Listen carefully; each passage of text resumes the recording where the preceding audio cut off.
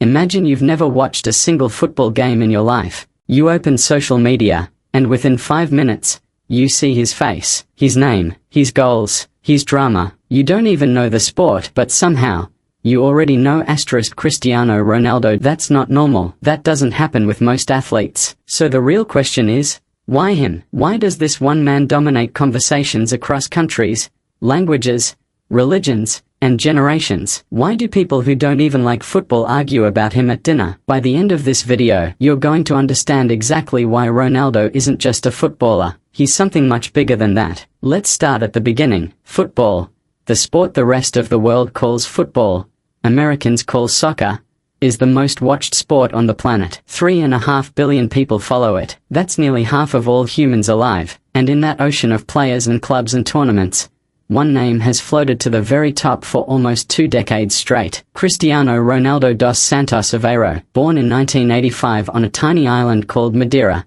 off the coast of Portugal. His family was so poor that as a child, he and his siblings shared a single room. His father worked as a kit man, basically, the person who washes the team's clothes. Football wasn't a dream. Football was the only way out. Here's what makes that interesting.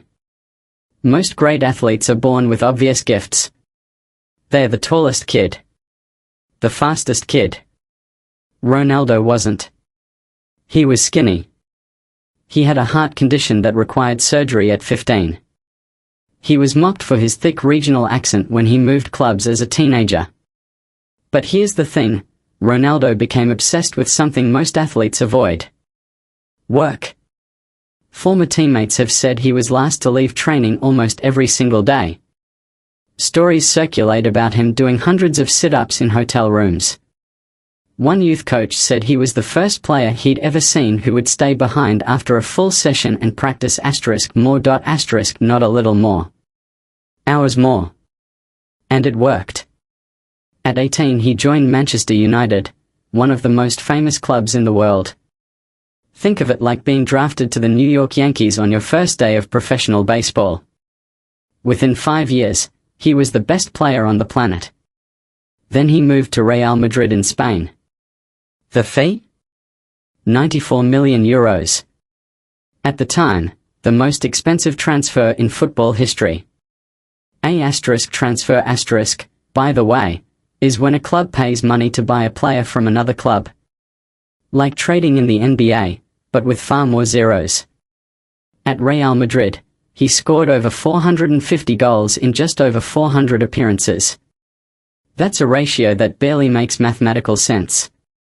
Most top strikers, that's the player whose main job is to score roughly 1 goal every 2 games. Ronaldo was scoring * more than 1 goal per game * over years. Consistently. But here's where it gets genuinely fascinating. Goals alone don't explain Ronaldo's cultural reach. Plenty of players score goals. What separates Ronaldo is the theater * of it all. He celebrates like he's performing for an audience, because he is. Every header, every free kick, every 40-yard sprint, it's designed to be watched. To be felt. He once said, *I am not a perfectionist, but I like to feel that things are done well. His teammates and coaches would strongly disagree with the first part of that sentence. He has won the Ballon d'Or 5 times. That's an award given every year to the single best footballer on earth, voted on by journalists and coaches from around the world. 5 times. He became the first footballer to earn $1 billion during his career. From a family that couldn't afford a proper home. And through all of it, the trophies, the records, the money, the fame, there has always been one more thing that keeps people talking. The debate. Because around the same time Ronaldo was becoming a legend, another player emerged. Also considered by many to be the greatest of all time. His name? Messi. And the argument between their fans might genuinely never end. It's the Ali versus Frazier of football. And it has driven billions of views, arguments, and passionate conversations for 15 years straight. That debate is part of why you already know Ronaldo's name. drama keeps people watching. And wherever Ronaldo goes, drama follows. So when the World Cup comes around, and 2026 is shaping up to be the biggest one in history, and you see his name trending again, you'll know exactly why. Not because he's just a footballer. Because he is, by almost any measure, the most famous athlete alive.